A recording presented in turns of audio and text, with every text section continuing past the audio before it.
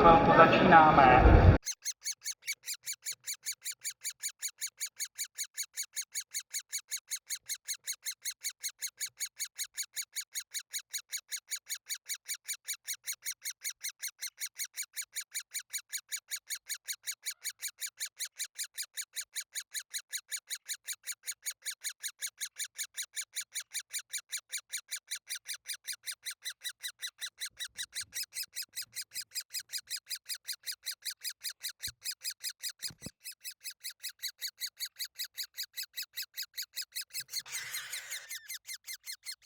Tahle burza má 3letou tradici, letos pořádáme 3. ročník. No a snažíme se samozřejmě burzu neustále rozšiřovat, čili letos přibyl sál UV minerálů, přibyl sál dinosaurů, rýžování zlata, sál drahých kamenů, sál Maroka, hlavně přednáškový sál.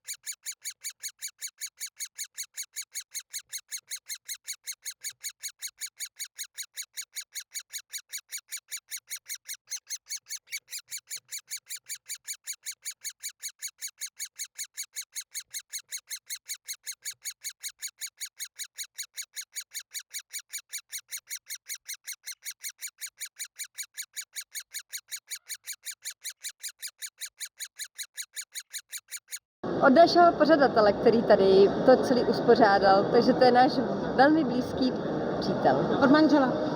A jak jste spokojená? Jsem spokojená.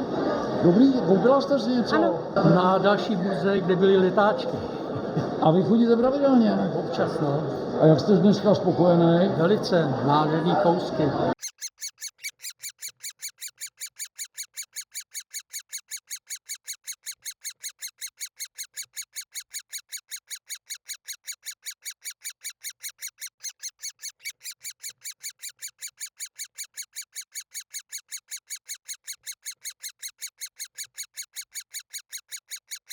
Na internetu. A jako z reklamy, nebo jste to hledali? Na Kudis Nudis v Praze. Kudis Nudy. Srdečně děkuju. A jste spokojený? Jo. Výběr je tady hezký. No, kamarád nám poslal internetem pozvánku. A jak jste spokojený? Je skvělá burza. Pěkná nabídka, není moc lidí a ceny jsou docela fajn. A koupili jste něco? Určitě. Co? Hodně šperky. Náhrdelník, potom prsteny i náramky 2. Z internetu, z Facebooku. A jsem velice rád, super. Jste spokojený? Jasně, A jo, koupili jste pěkný něco? výběr. Asi tak 15 kousků a na to, že je to jedna hala, by se řeklo, tak jako opravdu super výběr a už tady trávíme asi 4 hodiny, takže super.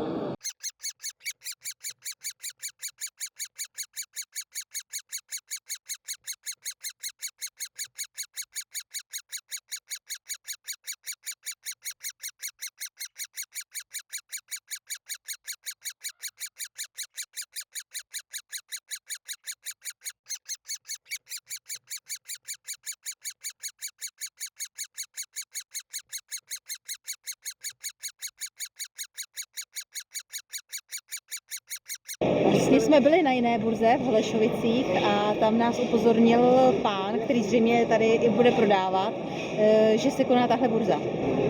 Za chvilku začínáme. Část rodiny s tím obchoduje, že tam ty rodiny jsou velké na ty Srí Lance, není to jako u nás, ale je to třeba 8-9 bratrů.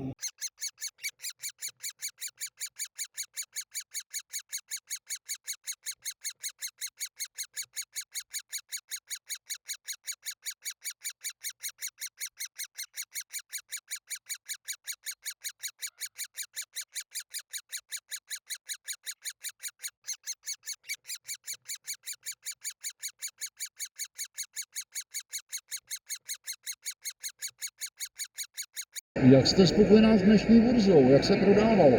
Prodávalo se výborně, děkujeme krásně, bylo to moc příjemný, lidi byli moc fajn, báli se, byli zvídaví, byli tady i děti, z toho mám vždycky obrovskou radost, když přijdou rodiny s dětma, děti se zajímají o minerály, to mě baví moc, protože je vidět, že ta mladá generace je trošičku jiná, než se o ní třeba mluví právě třeba v novinách nebo píše, že prostě zajímají minerály a že je zajímá ten svět, který je nejen online, ale samozřejmě i offline a přírodniny. Tak to mě baví moc. Takže děkujeme za pozvání.